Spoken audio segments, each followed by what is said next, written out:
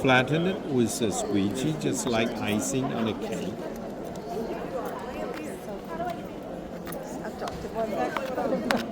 Drop your ink on it.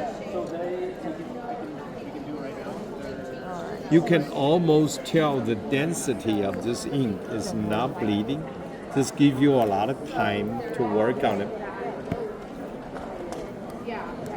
Marbling it with a tool or a toothpick or a coffee stir or any kind of sticks. Drop your fabric on it. The beauty of Sukoniko ink is you can use any kind of fabric, from the cheapest muslin that I'm using to silk to polyester to paper to wood to even leather. Pick it up. Get rid of the excess shaving cream. That's pretty. Bingo. You got a beautifully printed marble fabric. In the air-conditioned room, take about 20 to 30 minutes. It will dry. Iron it, and then it's permanent. Wow. But